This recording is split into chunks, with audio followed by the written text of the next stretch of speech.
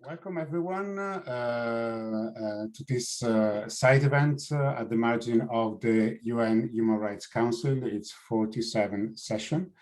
This event is hosted by the International Commission of Jurists, Human Rights Watch, together with the Cairo Institute for Human Rights Studies, the International Planned Parenthood Federation, the Center for Reproductive Rights, and is co-sponsored by the government of Spain and the Kingdom of Spain. So we are very, very pleased to have this side event and this co-sponsorship.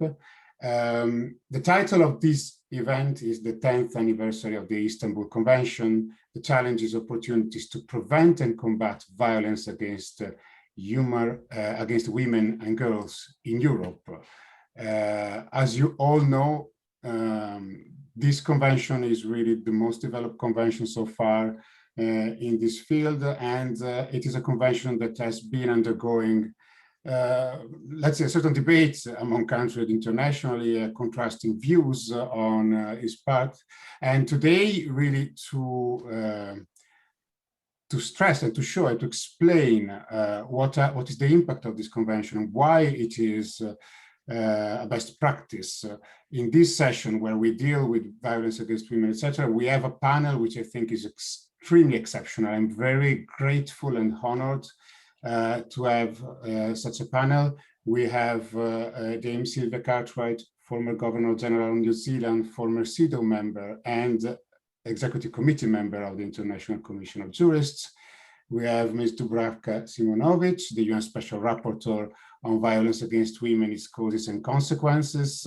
We have Professor Farida Kar, former chairwoman of CEDAW and of GREVIO, which is the monitoring body of the Istanbul Convention. We have María Isabel Sanchís, Senior Advisor of the Office of the Commission on Violence Against Women of the Government of Spain, and Hilary Margolis, Senior Researcher on the Women's Rights Division of Human Rights Watch. So just to be brief, because I'm probably the least expert person and definitely the person that has the least important opinion on the issue, I will give the floor immediately to Dame Sylvia Cartwright to talk about development and challenges in preventing and combating violence against women across the world. Sylvia, thank you very much for joining us, and the floor is yours. And the microphone is off.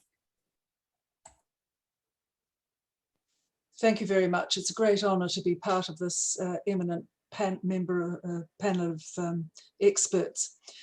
Well, I come from Aotearoa, New Zealand, which is in the south of the Pacific Ocean, and at least 2 hours flight from any other country.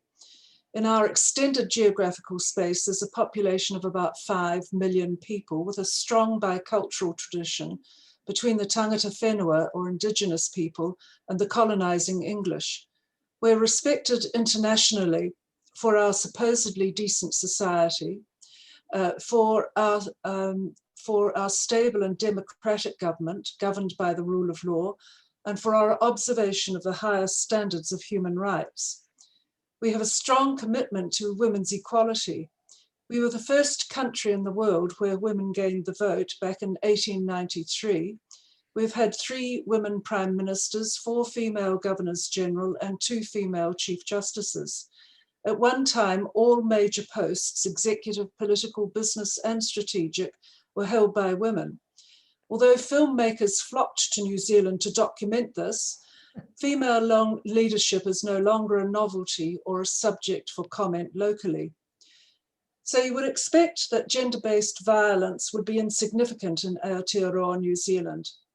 The fact that it is a major issue indicates that the symbolism of having a strong representation of women leaders and a commitment to women's equality is not enough.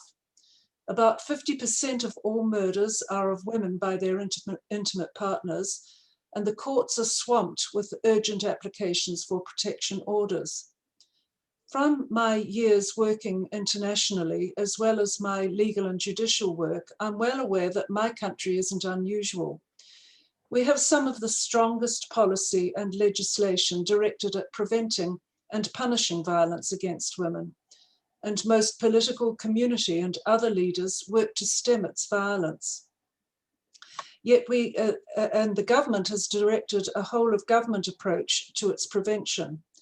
Yet we are unable, after years of work and with the best intentions, to reduce, let alone eliminate, violence against women in what some people see as a country that has everything: a well-educated population, tolerance of varied points of view unless they harm others, a relatively secular population that has cast aside traditions both religious and cultural that place women in second place to men, and strong female leadership.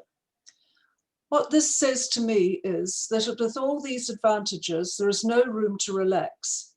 Centuries of social, cultural, and religious discrimination against women cannot be overcome within a few decades. There are also other factors at play. Women, because of our social and biological place in the community, in general have been less able to earn an equal income with men. Economic dependence can lead to domination by men, and financial control and emotional control within the family can lead to physical control and violence. New social trends involving social media and the rise of dependency on drugs that have no therapeutic value have given men and women new and terrifying avenues to dominate, shame, or assault women. As with violence against women within the family or community, armed conflict has subjected women to horrors that will be with them for life. And gender-based violence post-conflict tends to be almost as prevalent as during conflict. Redress for victims, access to health and justice services are critical, but are often not available. For countries that have been involved in armed conflict, the costs are not just immediate and potentially quantifiable. They may very well endure as political and economic issues for a very long time. For these reasons, post-conflict states must deal with the added burden of violence against their women, a crippling responsibility for an already weakened country. For many years, we have focused on physical and sexual violence as pivotal for elimination. More recently, it has been understood that emotional, psychological, and financial domination can be equally devastating for a woman, particularly if it comes from an intimate partner. Consequently, more contemporary definitions of what constitutes violence against women include these factors. These are issues that are important not only within the family, they're vital for the whole community. Women are no longer considered to be the property of their husbands or intimate partners, who then assume the right to treat them as they wish. The community, which shares the social and financial costs of gender-based violence, has a fundamental interest in protecting women and supporting them as individuals. As far back as the Charter of the United Nations, the world undertook to reaffirm faith in fundamental human rights, in the dignity and worth of the human person, in the equal rights of men and women and of nations large and small. About 40 years ago, when the Committee of CEDAW began systematically examining states parties' law and policy protecting women from violence, such violence was increasingly forbidden by law in most countries. Any assault that occurs should be the subject of investigation, arrest, and punishment following conviction. But it remains the case that a significant number of countries remain unwilling to protect women from violence within the family. If a man chooses to beat his wife or children in the name of culture or religion, then too many states still do not intervene. Even mentioning that there is a high incidence of sexual violence against the women and children in the family is often taboo, and many countries have consistently denied that there is any problem at all. Governments have been deaf and blind for generations. In order to address inconsistencies between states' policies and practices, advocates have become intent on ensuring that policies that had the intent or effect of discriminating against women, known as direct or indirect discrimination, became part of the state's responsibilities, requiring states to implement policies that gave effect to their legislation and to account to monitoring bodies, regional and international, what was being done to reduce the incidence of gender-based violence in their communities has become routine practice. Most states that had ratified regional or international instruments now have appropriate legislation in place. It's glaringly obvious, however, that some parties to these conventions think that this is enough and do very little to ensure that legislation and policy have a positive impact. Countries with a model policy for preventing violence against women see no change in the statistical rates of violence. Far too often, the traditions surrounding family life are not disturbed. What many states have not concerned themselves with is that a woman who is assaulted sexually, physically, or emotionally, or is the victim of financial deprivation or control within a marriage or by a stranger, is affected by that experience for many years, if not for life. She will be less likely to care adequately for her family and less likely to be productive at work. In the worst instances, she will be hospitalized, killed, or commit suicide, and this is a cost to us all. She will be less able to raise children who know how to live normal, decent, productive lives, and their education will be affected by what they experience at home. And as adults, they will mirror in their lives what they learned as children. The financial cost to the woman, her family, her employer, and the whole community is vast. If financial cost is not influential, if states prefer to favor traditional attitudes to women, including their domination and control within the family, then they're clearly failing to protect one half of their populations, and they're willing to expend vast sums to enable this and to lose women's economic contribution to their communities. A feature of all the developments, regional and international instruments, the research and reporting support of the victims has been the skill, experience, and expertise contributed over many decades, primarily by women. Academics, lawyers, diplomats, women working in influential NGOs, and in the regional groupings, such as the European Union, as well as in the UN. All have been driven by the need to reduce the terrible burden of gender-based violence on women. We've all been sustained by the hope that the incidence and prevalence of violence will gradually reduce. But we now understand that the fight to protect and sustain women from violence will be an ongoing one. The structures that underpin the battle remain essential. The regional and international instruments will help women monitor and encourage reduction in gender-based violence, and local law will increasingly protect us. All will need constant protection from watering down in the name of tradition, and all will require ongoing revision and improvement as research and experience helps illuminate the way ahead.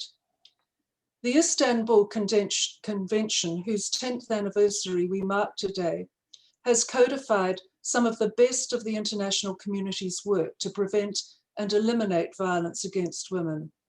Those states that have ratified it demonstrate that they care for the health and well-being of their entire population and recognize that special measures are needed to protect women from gender-based violence. The Convention's definitions and mechanisms are the culmination of many years of experience. And it's vital that the Istanbul Convention be supported in Europe and emulated in all regions. Its standards are amongst the best in the world, and the work of Grevio in its implementation is essential for women's human rights and for peace in the communities in which they live and work. Thank you very much.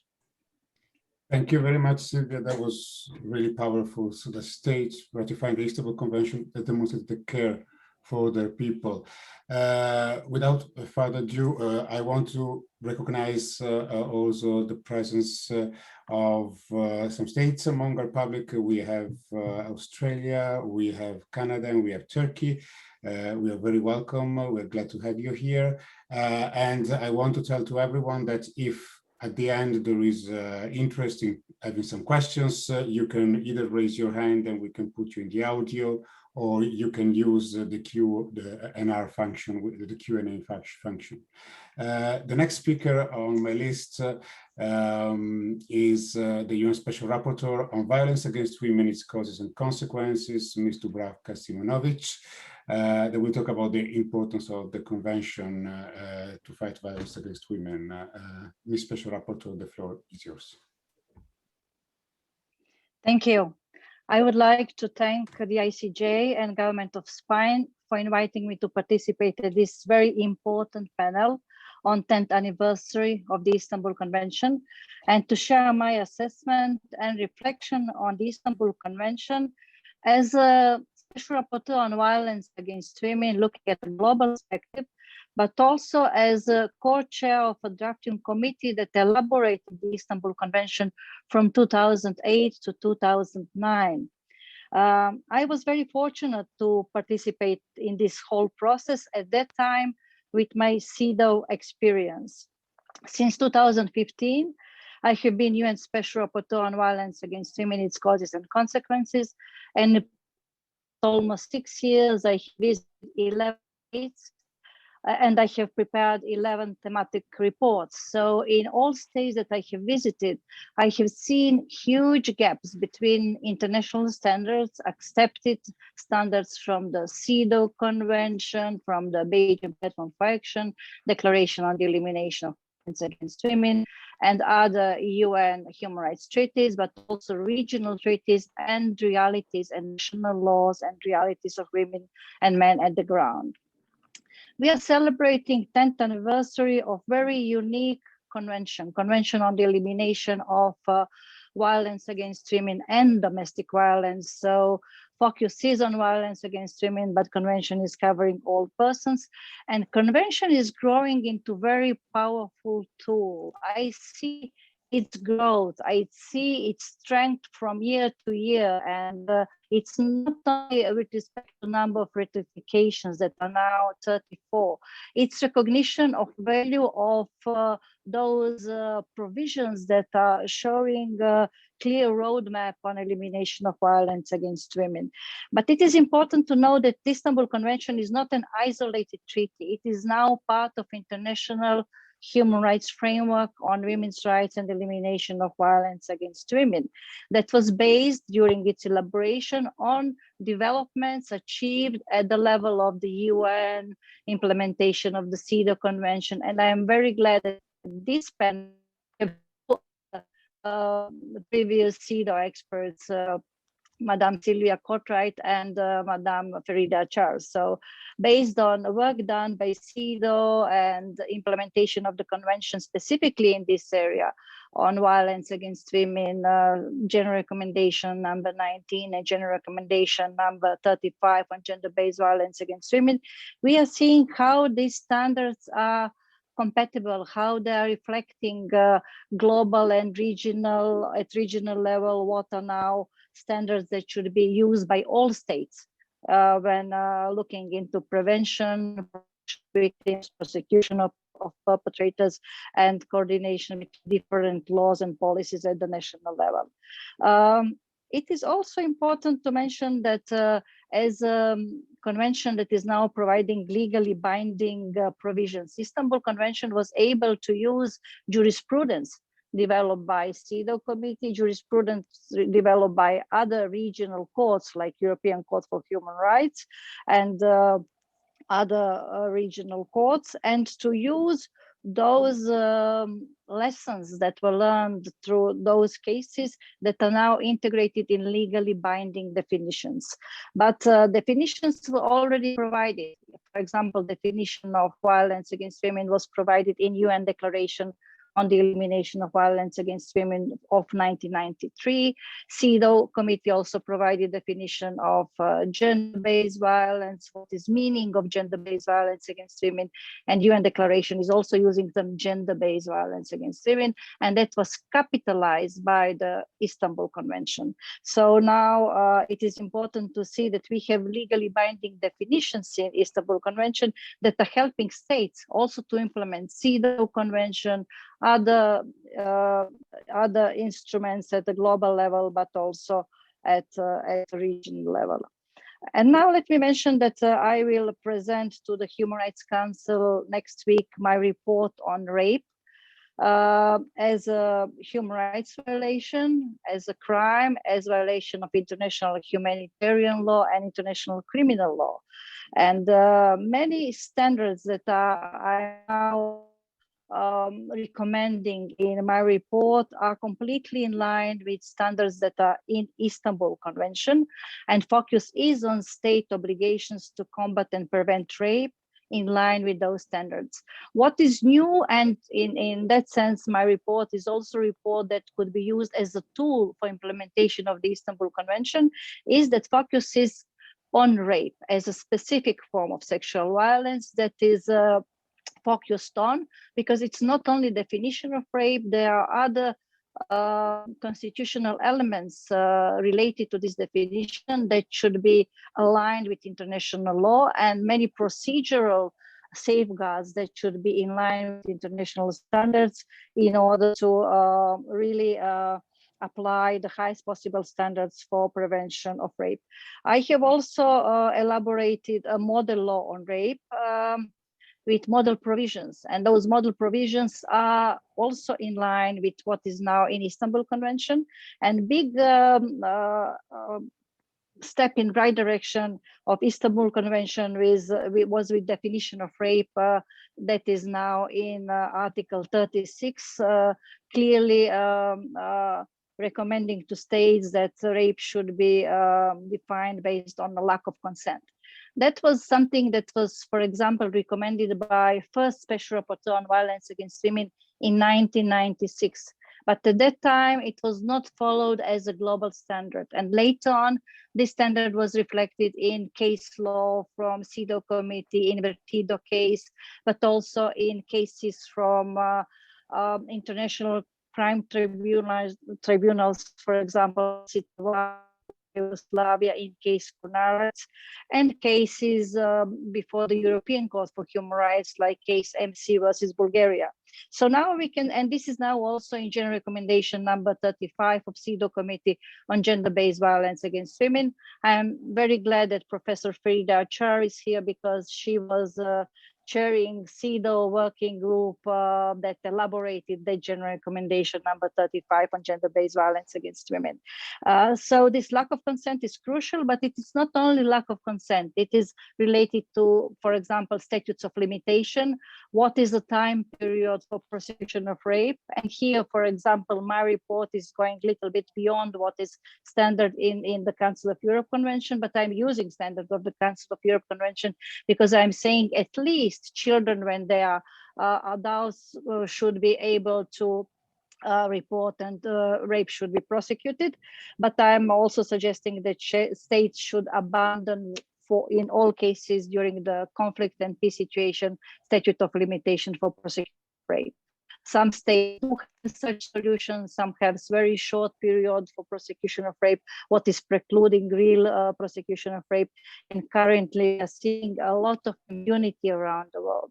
I have, based on questionnaire that was presented to all states, received 207 replies, and those replies are showing that in each country, something is not in line with international standards, and there is a huge impunity. So now I would like to suggest that this report that I'm going to present together with model law is also a tool for implementation of the Istanbul Convention, for implementation of CEDAW Convention, for implementation of other regional conventions.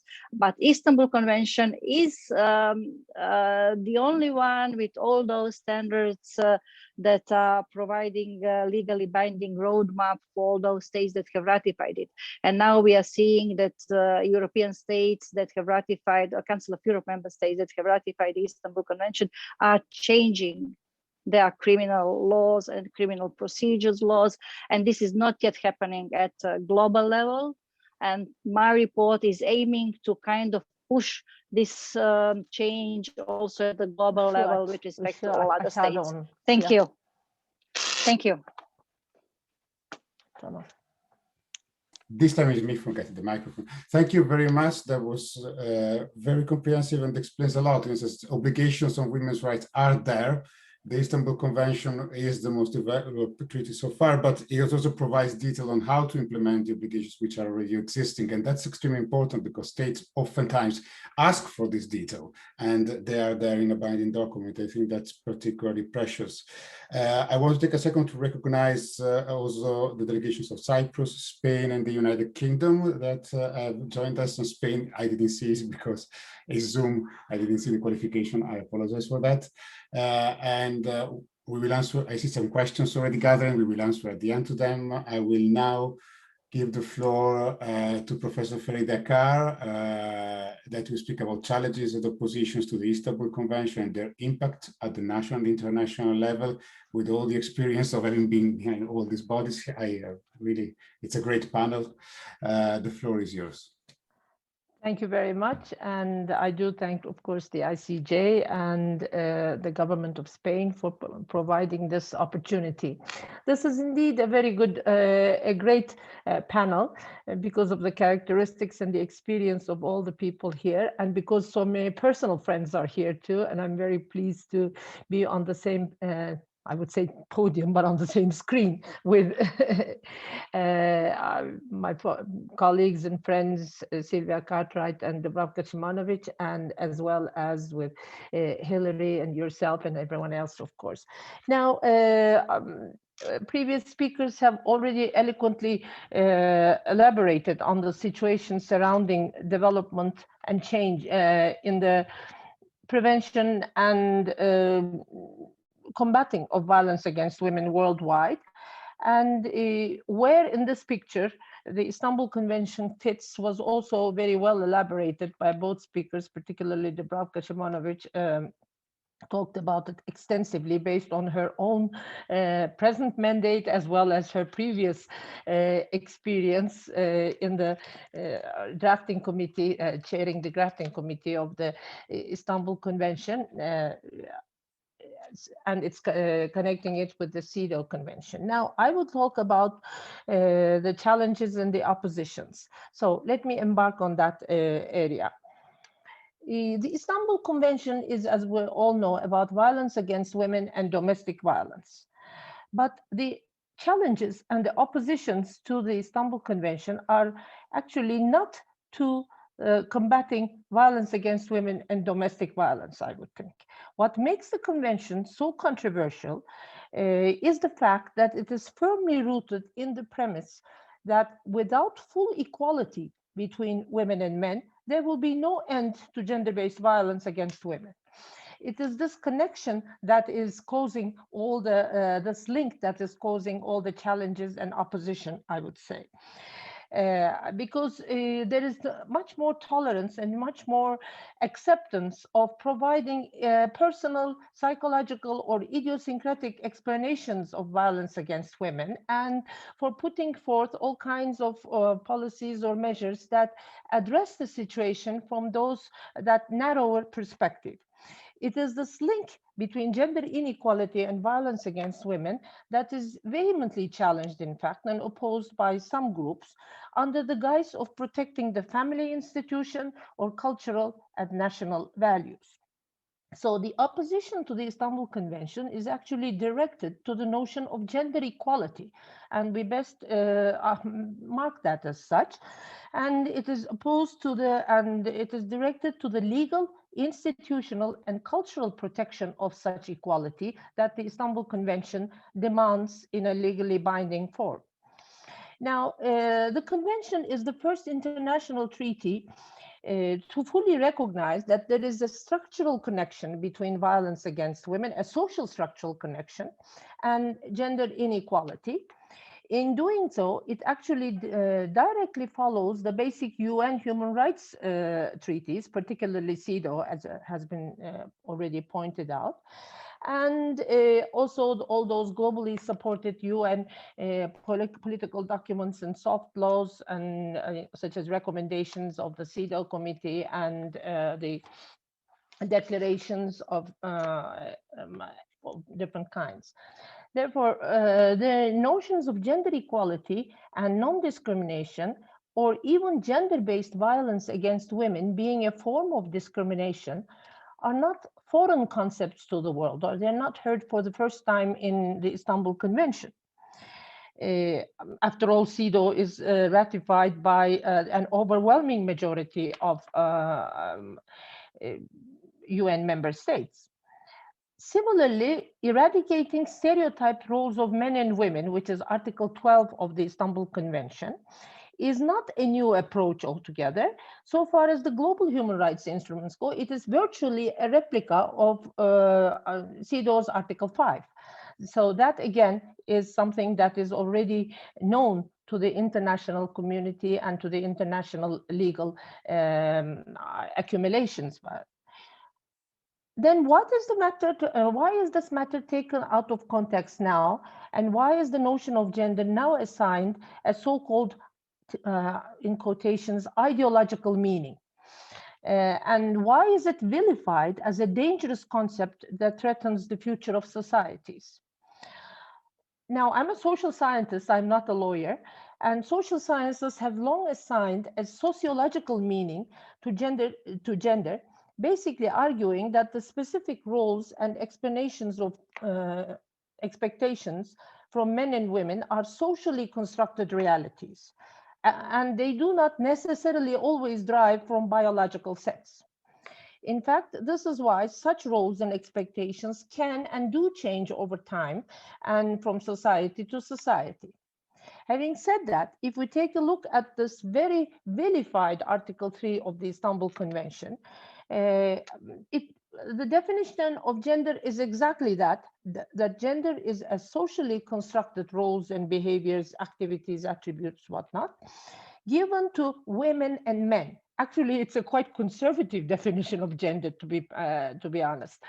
And there is no reason to read anything more into this concept unless one has other intentions. Now, when we look at the second general report of Grevio, which covers 2019 and 2020, it documents that almost all countries reviewed, there is strong support for the need to protect women from violence. It is this, again, recognizing the structural link between inequality, gender inequality, and violence against women that is a fundamental challenge there too.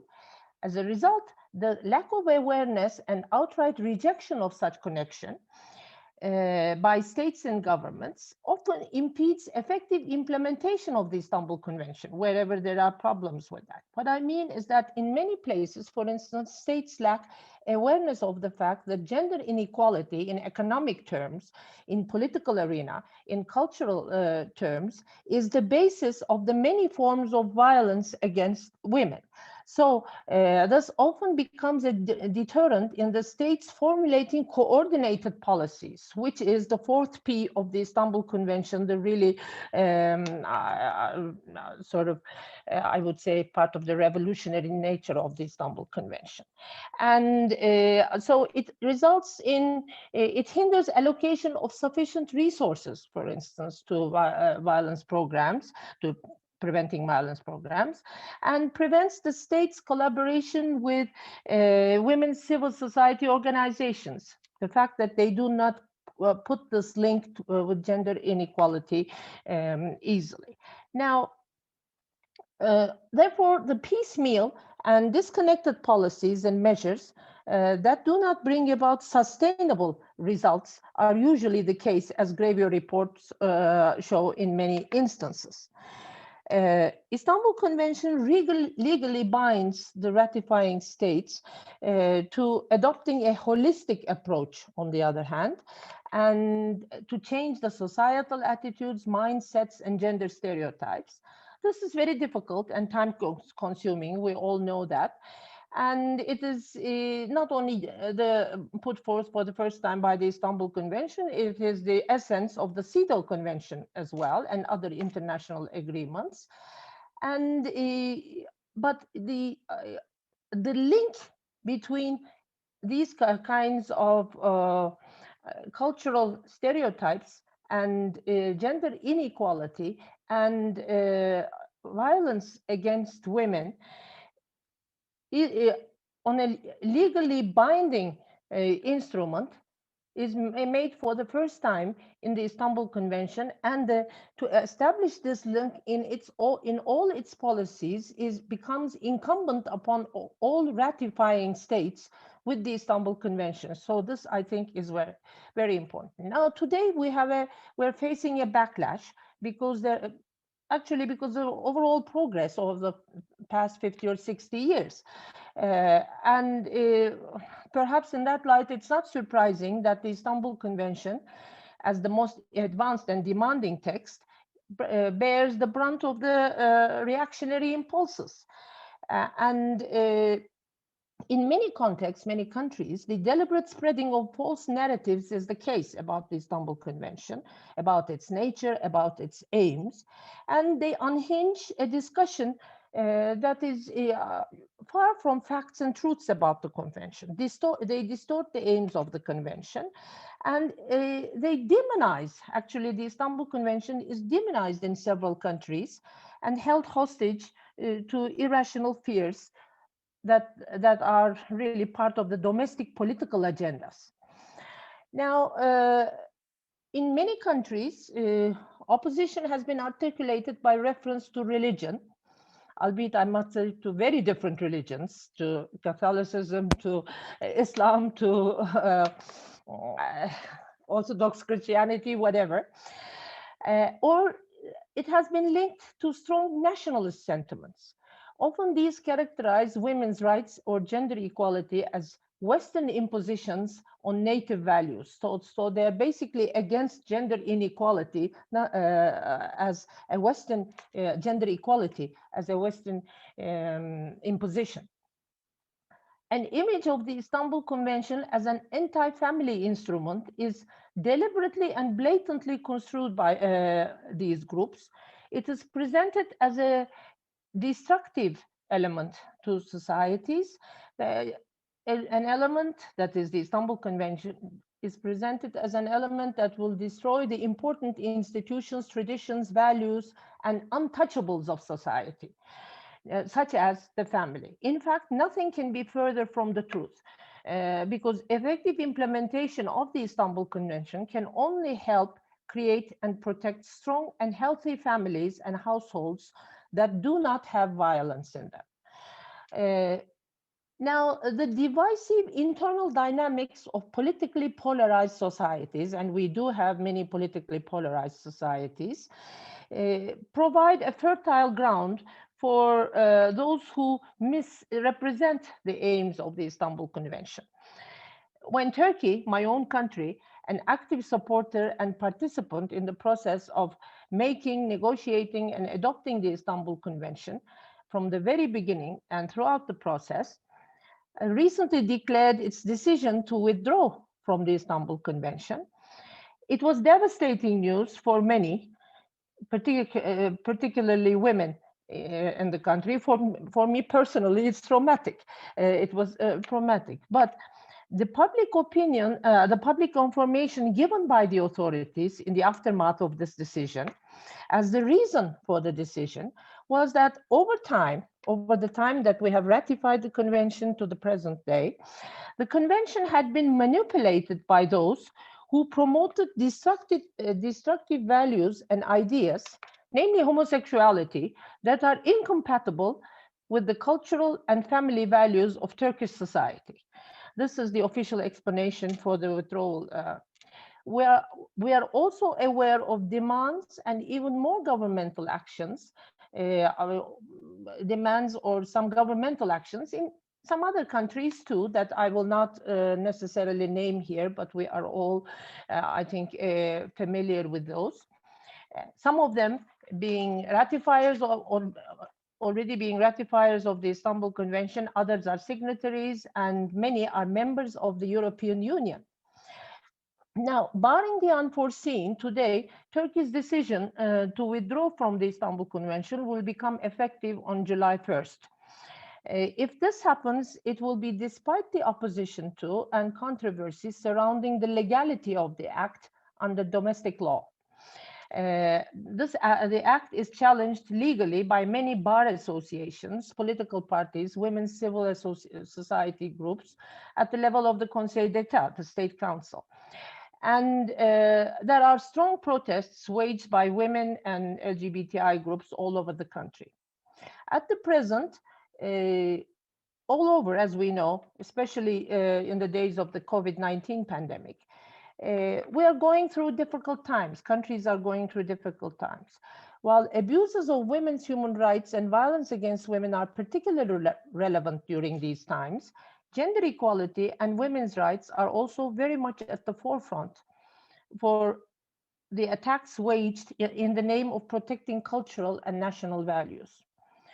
Often disguised as attempts to protect social and cultural values and traditions, the real aim is upholding the status quo in terms of dominance of main power, that is patriarchy in society. And within the families, of course. It is evident that the Istanbul Convention's aims and contents are often distorted and misrepresented to fuel patriarchal and misogynist attitudes and structures. On the political level, for populist regimes, gender equality and women's human rights demands are relatively easy targets to exploit the already existing divisions in society. Let us not forget that when we were not duly protected by the shield of democratic principles, by adhering to principles of liberal democracy, such as human rights, fundamental freedoms, and rule of law, women's rights, and in particular gender equality, are easy to forget. And reactionary populist movements, sometimes governments, in some countries are openly challenging the values and ideals of civil liberties and gender equality as part and parcel of their worldviews. In some places, women's human rights advocates are bearing the brunt of these attacks. And we also see that women's movements, however, have evolved as formidable resistance forces in many countries.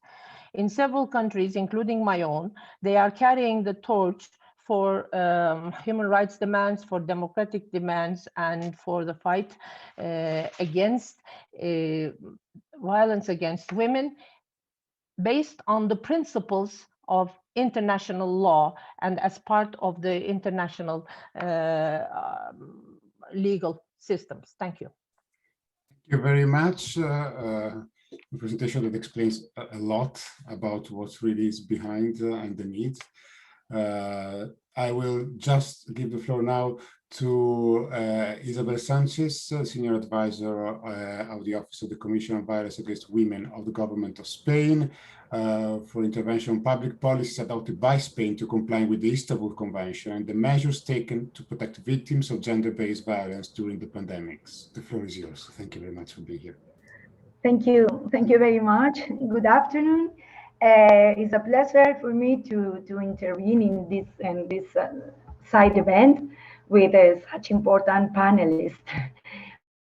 I will focus my intervention in two aspects. First of all, the importance for Spain of the Istanbul Convention and the measure we have taken to comply with it. And the second point is the impact of the COVID-19 pandemic and the measure we have taken to confront this situation. As you know, Spain ratified the Istanbul Convention in 2014, and after its entry into force, and in accordance with the Spanish Constitution, the Convention became part of our internal legal system. In Spain, we have years of public policies to combat violence suffered by women based on gender. The turning point was the adoption in 2004, organic law on comprehensive protection measures against gender-based violence. Until that moment, all the public policies to address this issue were based exclusively in criminal measures. The great step that the law of 2004 represented was the establishment of a global framework for action against violence suffered by women as a consequence of inequality and unequal power relations between women and men throughout the history.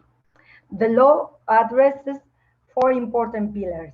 The first one, the prevention and early detection. This pillar includes measures related to social awareness campaign, educational measures, and the role of the health system.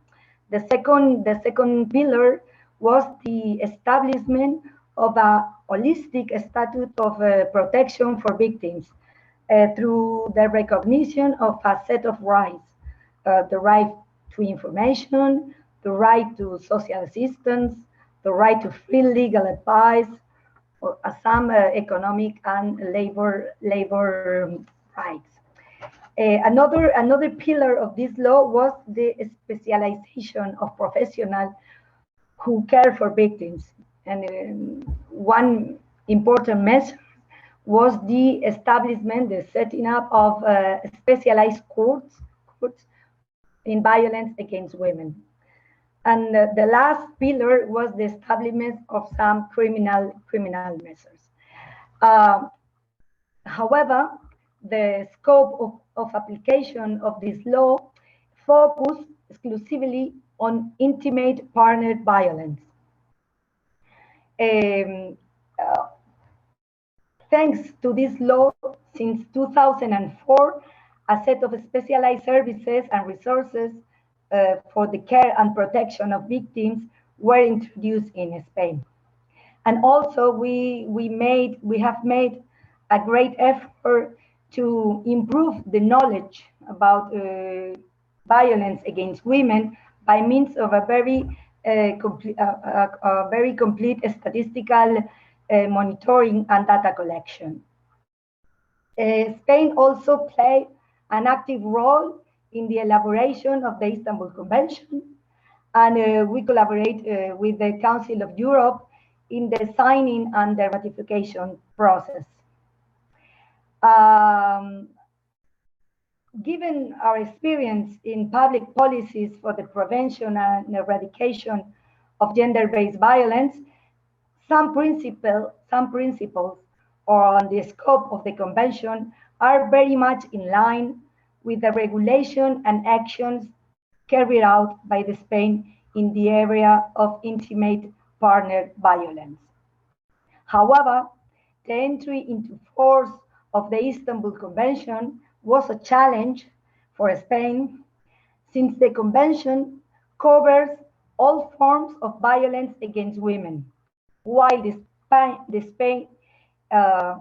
Spain this comprehensive or holistic measure apply exclusively to violence by intimate partner. For these reasons, and as a consequence of the ratification of the convention, we have had to adopt important measures after the ratification of the convention. First of all, we had to adapt our criminal code to include all the conducts covered by the Istanbul Convention. Second one, we had to extend all our services to all victims of all forms of violence covered by the convention. One important point was the adoption in 2017 of a state pact on gender-based violence.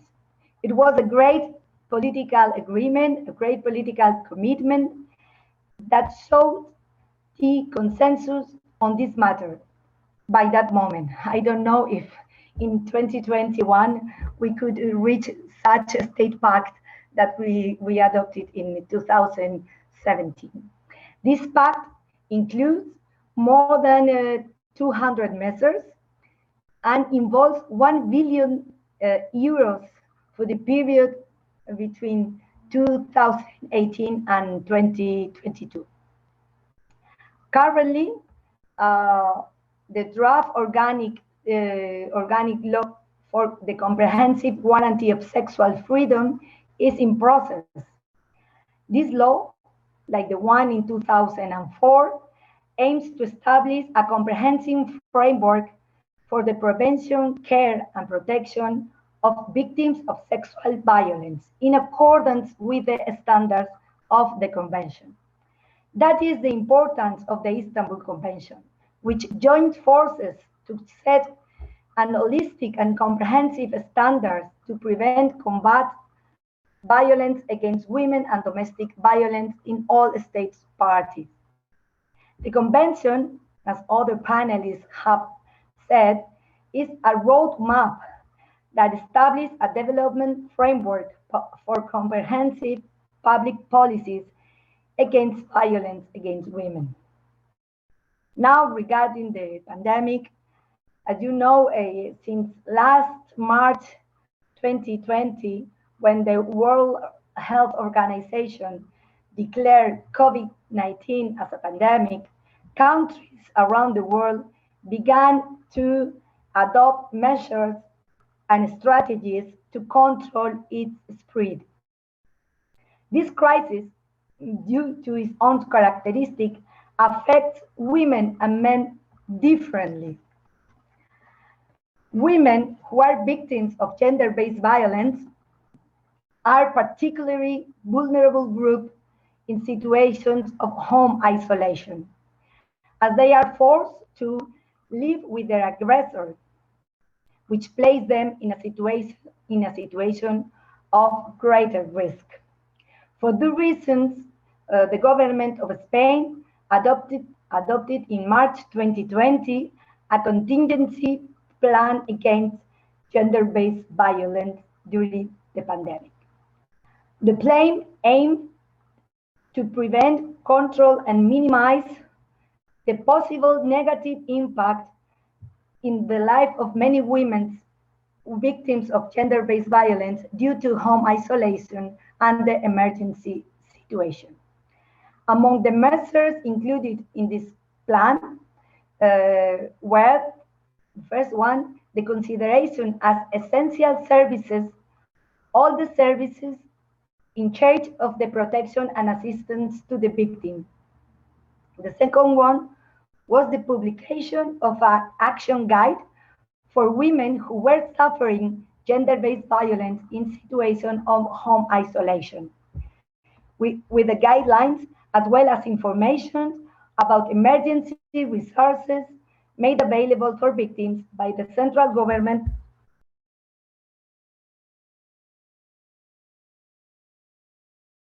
Isabel, I think you turned the microphone off. Oh, sorry. Sorry. 1 minute. Sorry. One other measure was the setting up of WhatsApp services attended by specialized psychologists in gender-based violence to provide immediate psychological assistance to the victims. And the last measure adopted during the pandemic was an awareness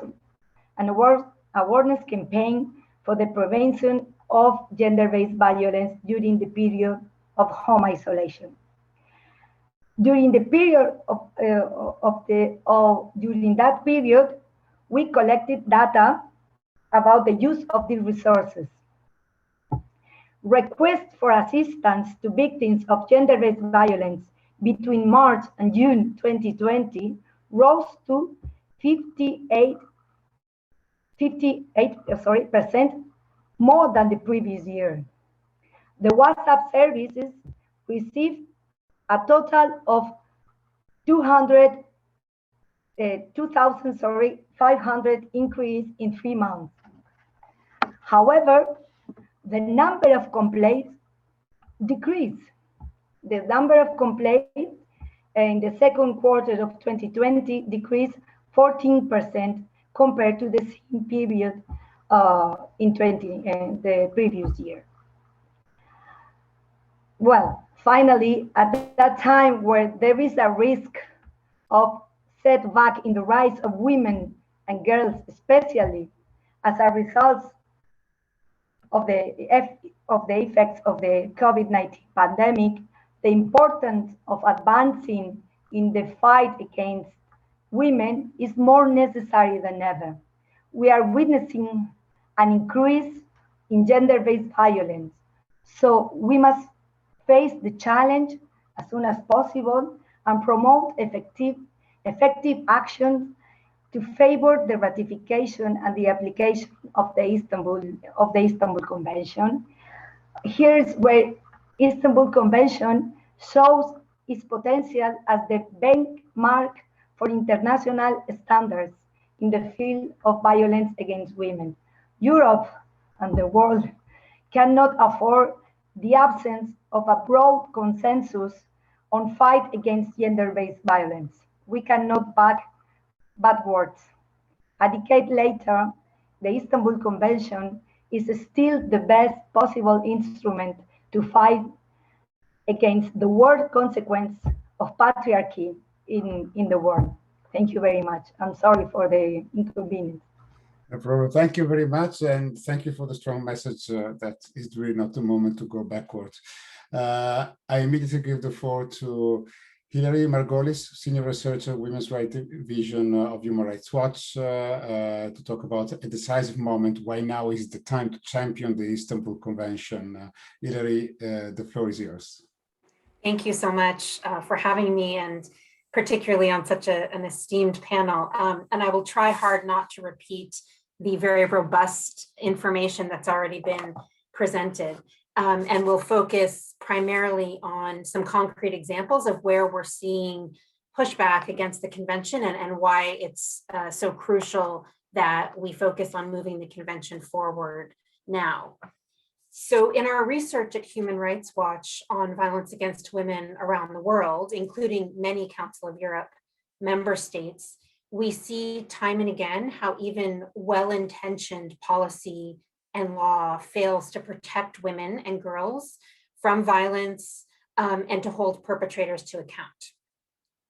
Some of these governments say that they're committed to tackling violence against women and girls, despite repudiating the Istanbul Convention or dragging their feet on ratification.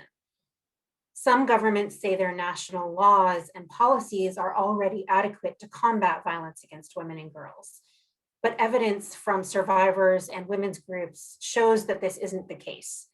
And this has very real and often devastating effects on the lives of women and girls. In Poland, service providers have told us how systematic government defunding prevents them from maintaining shelters and supporting women victims of violence in entire regions, and how political rhetoric and government raids on their offices scare women away from seeking help. In Turkey, our current research shows that women are being harmed and even murdered despite protective measures available by law, in part because police and courts are not accounting for escalating risks for victims of repeated violence when considering protective measures. An activist in Hungary recently told us that when domestic violence victims call the national hotline, they're often not referred to services for help unless they can prove that their life is in immediate danger.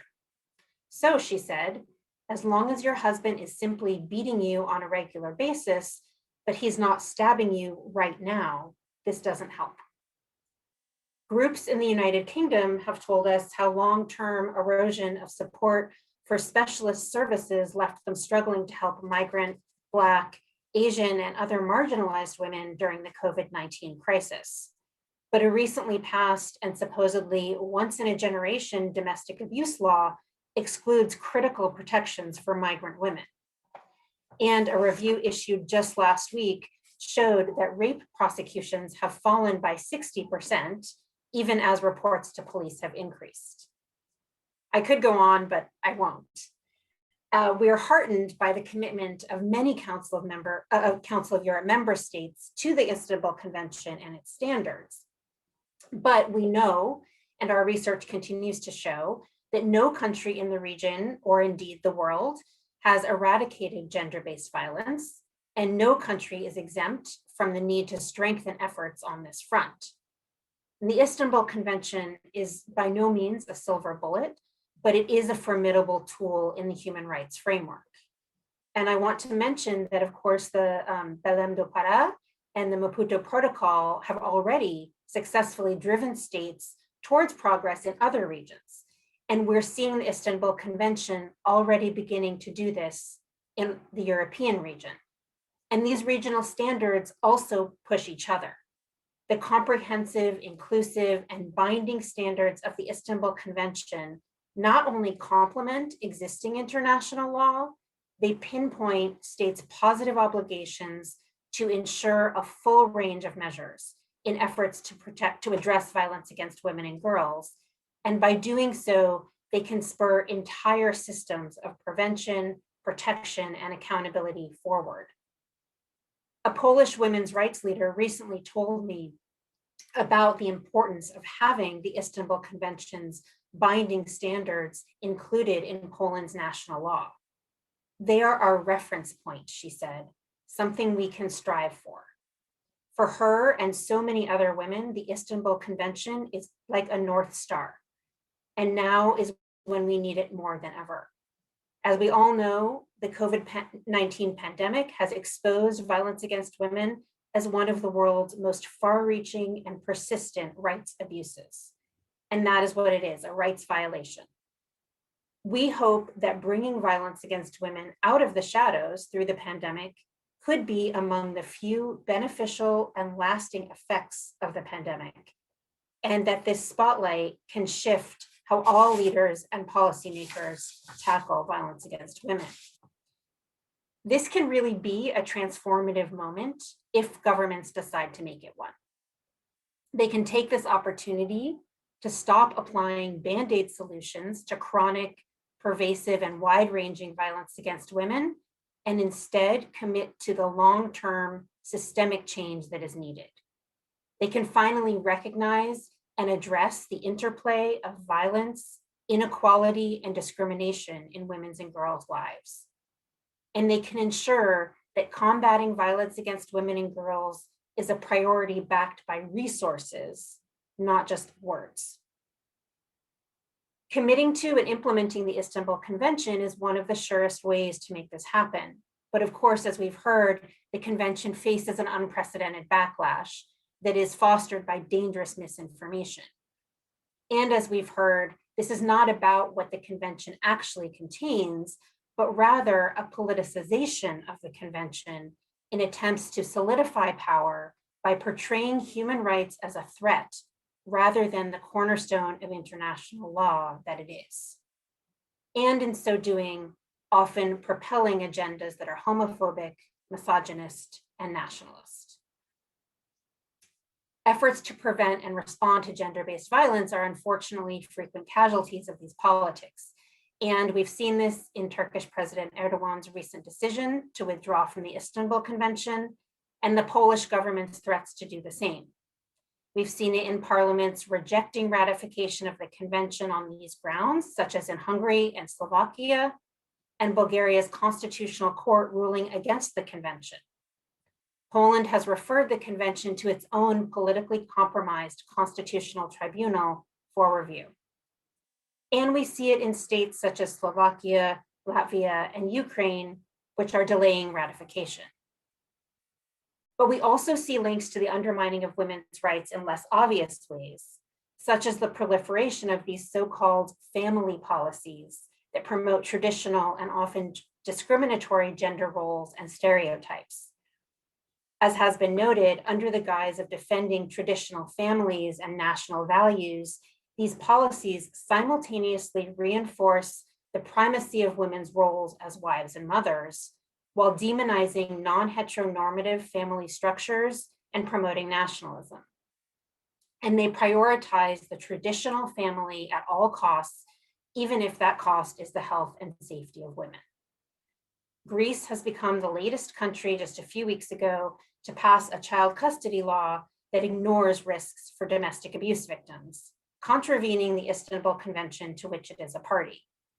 A few years ago, Italy came close to passing a similar provision. Some governments in the European region, such as Poland's, are actively pushing others to follow their lead in shunning the Istanbul Convention in favor of policies that support the supposed rights of families.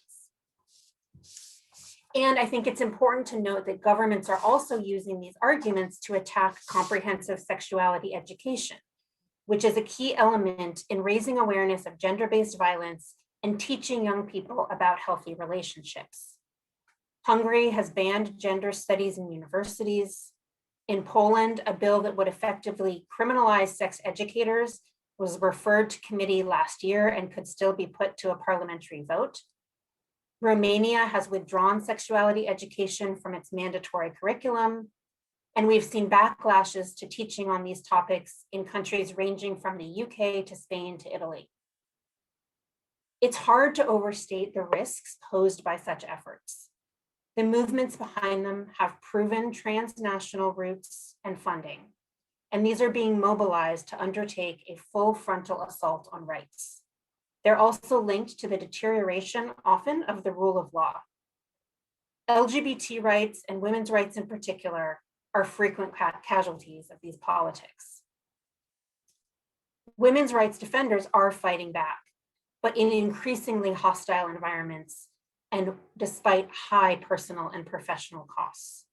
We've documented extensive and very targeted threats, for example, against Polish women's rights activists simply for defending women's rights. And these activists need support.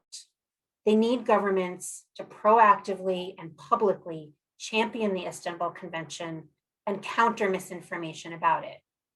They need governments to embrace the convention and ensure its implementation in their own countries and push others to do the same. And they need institutions and governments to ensure they can access funding, particularly where funds funneled through government are unlikely to reach frontline activists and service providers for victims of violence. And they need solidarity. We cannot let antagonists pit women's rights against LGBT rights or exploit any fissures, whether real or imagined, between these movements. And we can't allow leaders and policymakers to divorce the right to live free from violence, whether in public or in private, from fundamental human rights. A Ukrainian activist told us in April, it's abundantly clear that the Istanbul Convention will motivate the state to respond to victims. The ratification of the convention would be such a big moment for me and my work.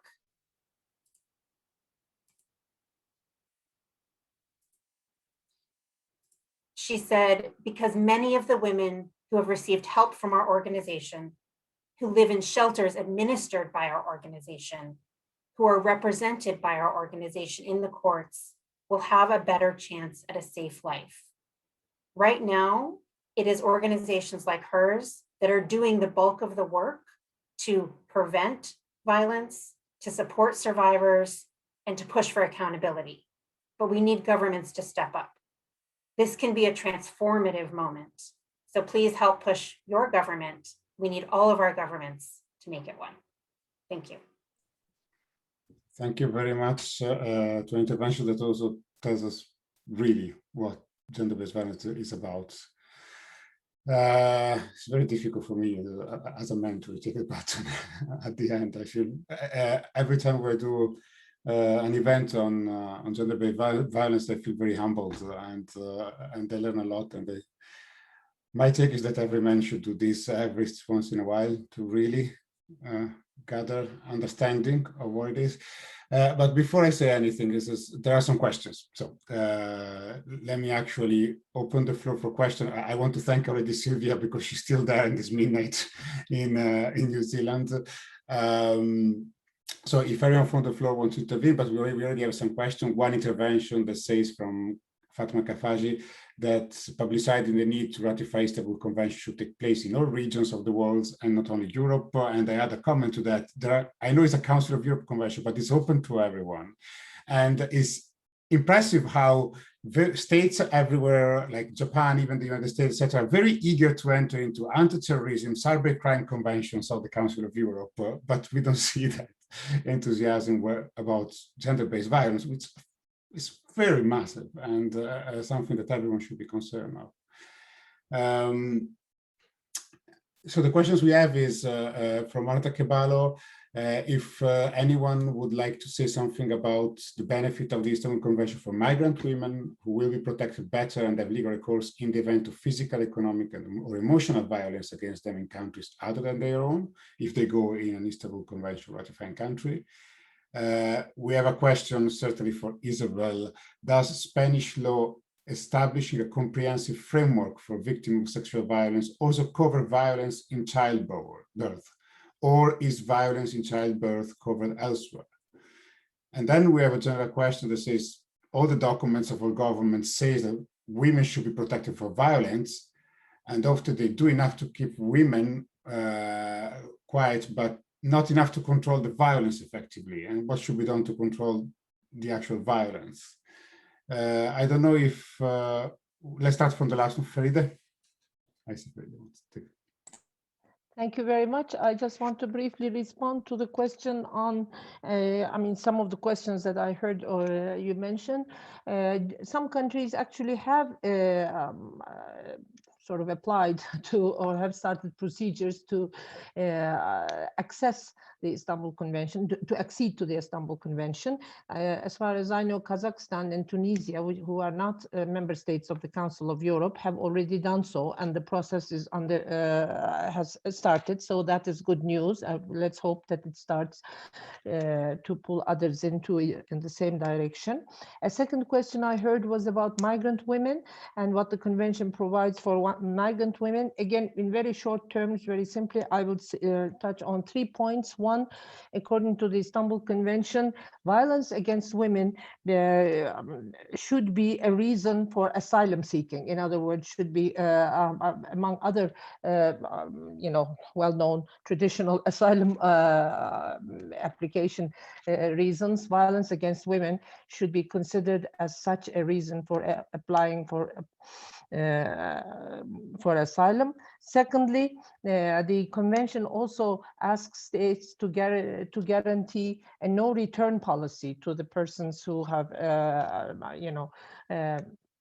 applied for asylum and who have claimed violence against themselves as women.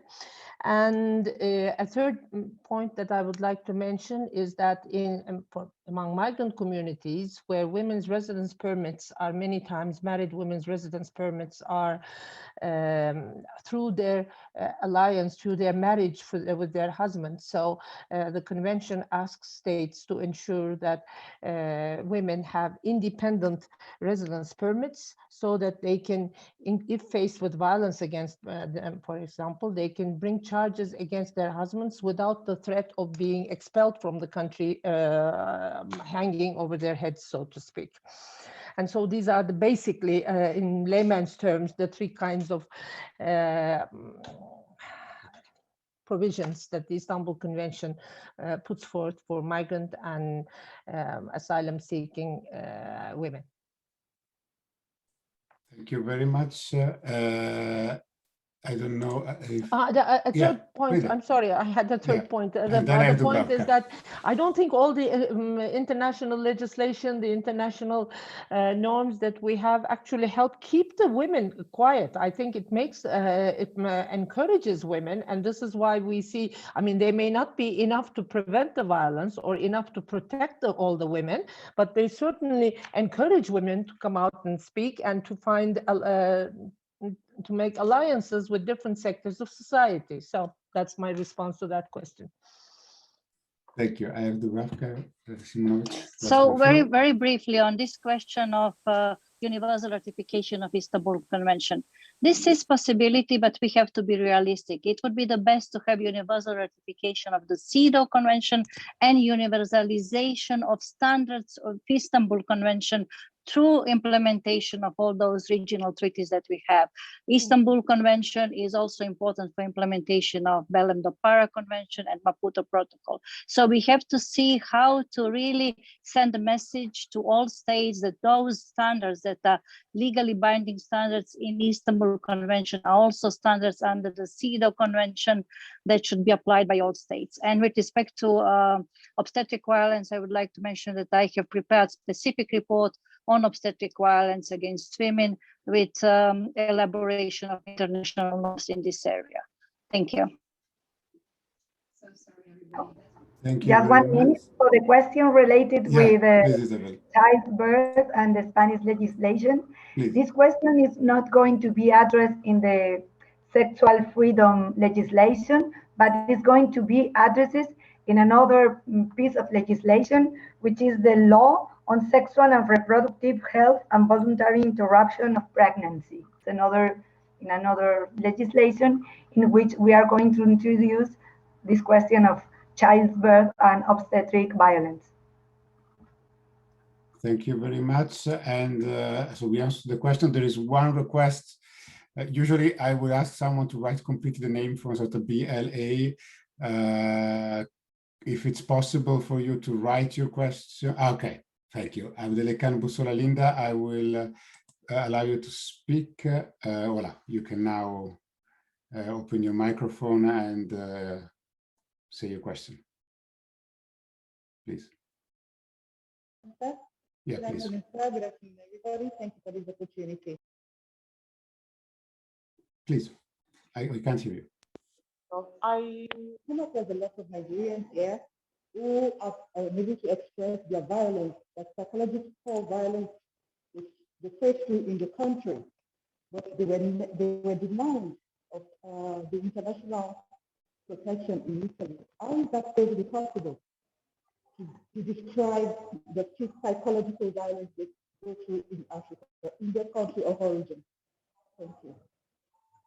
So, thank you. I must admit I had a bit of a problem because the sound was quite disturbed, but if I understand this to describe this, the psychological violence from the country of origin, if I understand, in the country of origin. Exactly. In Africa. Yes. Thank you. Is there anyone that wants to address that question? Sorry, can you repeat the question? I think if I understood correctly, it was really about trying to address what's the importance or the role of psychological violence that someone has undertaken as been subjected to in the country of origin when they afterwards they leave the country. But the sound was very disturbed. I must admit, I have a bit of a problem to fully understand this. This kind of being disturbed right now. I can express it. Please try again. I mean, okay, sir. Thank you very much. I mean, victims of violence, psychological violence from their state of origin, they are unable to describe, they are unable to express what they have gone through. And the Commission here in Europe, Italia specifically, they always want an evidence. How do they prove an evidence or bring out an evidence to obtain a protection, international protection? Okay. So how these victims can actually bring evidence to have asylum, to have international protection?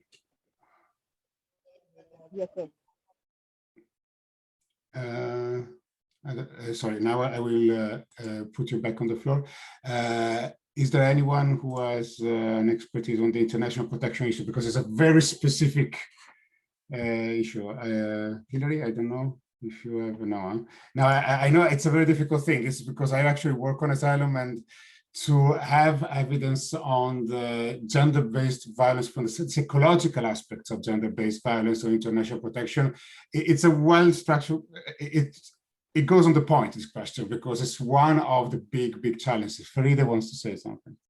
Thank you.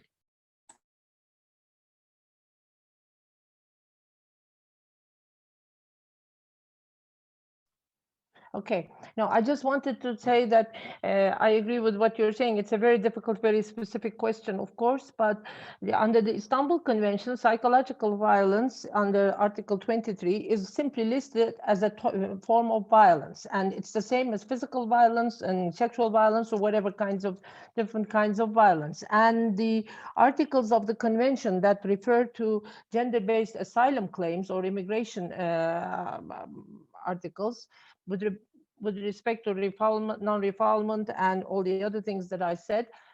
So by definition, cover psychological violence too. So whatever is in effect for other forms of violence when when applying the migration and asylum provisions of the convention would be also in effect for psychological violence. Having said that, I do understand that it is much more difficult to document and to provide and all that, but that just, I just wanted to say that psychological violence is recognized as in the convention as a form of violence and should get the same kind of treatment. Thank you.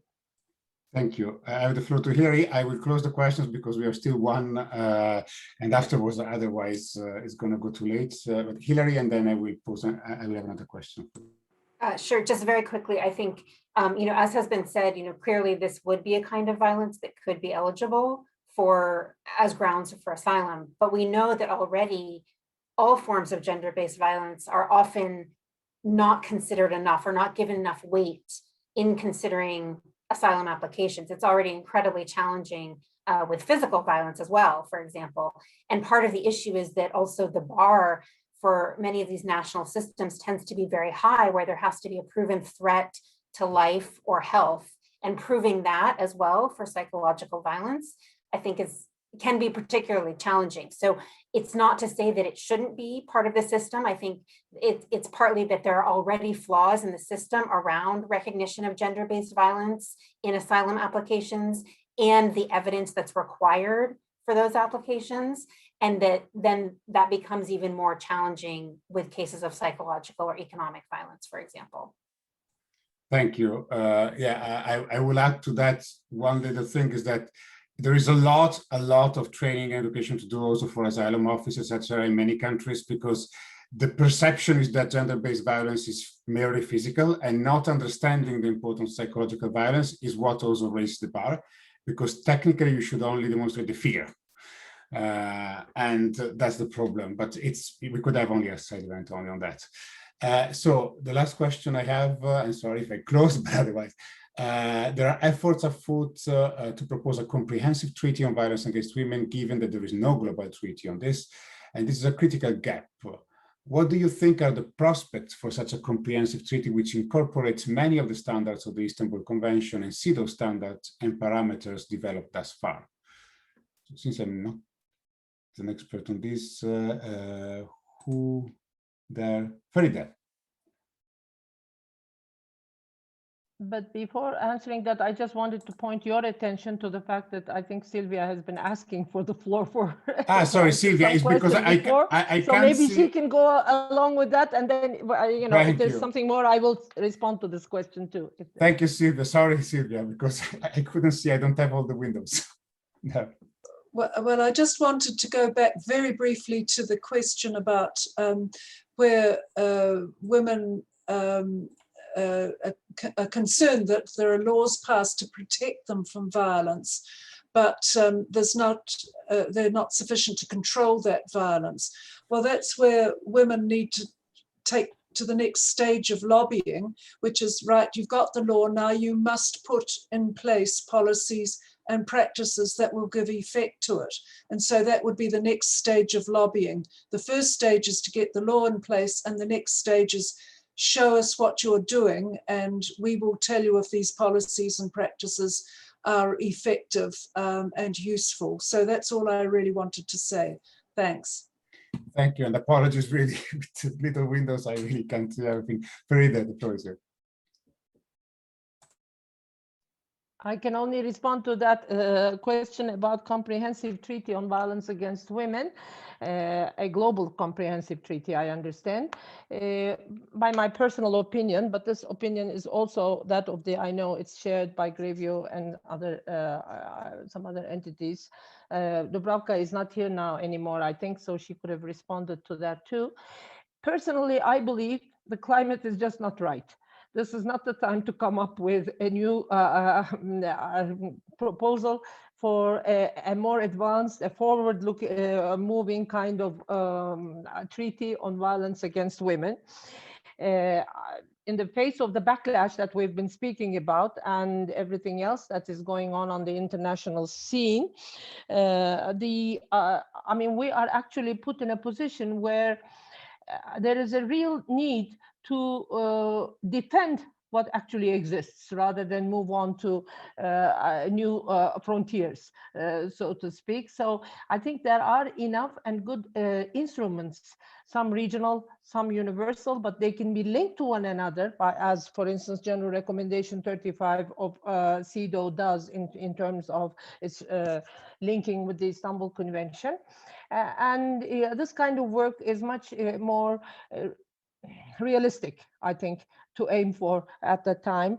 And we should also be aware that what is happening to the Istanbul Convention now in some European states may have and is already giving indications of a spillover to UN conventions. I mean, these same people who are against the Istanbul Convention are also talking about CEDAW imposing foreign standards or whatever, Western ideas on our national culture and all that. So we best be protecting what we have and not move on to new frontiers at this stage. That's my opinion. Thank you. Hilary?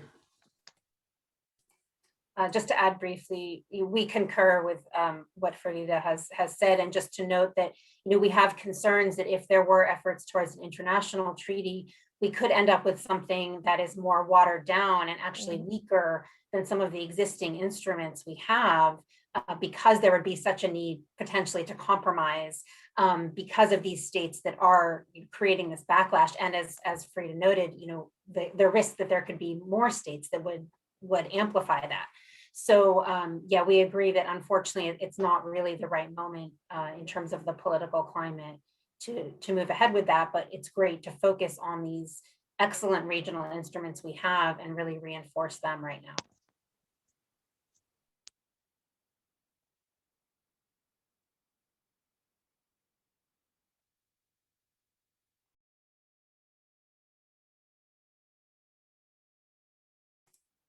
I think you're muted. And I've done that. I've been able to avoid it for months, and now I've been the victim of that. Sorry, I was just looking if there was anyone yet trying to speak, because with the little windows I don't see, but now I think everyone has spoken. So we have been speaking at least for 15 minutes more than foreseen, and the Special Rapporteur had to leave, but I wanted really to thank all the panelists. As I said, I feel extremely humbled, not only every time we talk about this topic, but every time I talk with these panelists, which really are the pioneers of women's rights across the world. I agree with everything that is said, and he says, how can't I agree? In a sense, there is only to learn for us. And I like particularly to understand the connection that there is between gender inequality and gender-based violence. So to understand that this is not just a niche. This is really, we are talking about a systemic issue, a pervasive issue in which there's no person on this world, man or woman, which is not affected and not responsible and not a part of it. So every time I heard talking about the patriarchal system, etc., yes, there is a systemic framework there, which is a societal framework that has been there for ages, and that we need to change. And I think we need strong legal frameworks like the Istanbul Conventions to direct the change, to basically give us the hold for the change, for women's rights movement, for women, but also for men to really change really change the attitude, to change from patriarchy to other systems of dealing with society, because we all need to do that effort. And in that case, it's just we need to promote more and more these legal frameworks at the UN level with CEDAW, at the European level with the Istanbul Convention, and trying to really push all states to ratify them, to implement them, and if possible not to withdraw from them, and to really rethink. For Turkey, there are still 8 days to rethink their decision. If they can hear to us, I know they are in the room. This is also a message to them, and it's a message to all countries really to keep hold and to cherish this convention, because this convention is not about a group, it's really about everyone. And this is fundamental to have human rights protection for all. I don't think we can talk about human rights protection for all if we think that this is a sectorial issue, that this is just about something. And this is what I think I've learned from all your presentations. Maybe I've been a bad student, but thank you very much for having been here, and to the next one. Thank you.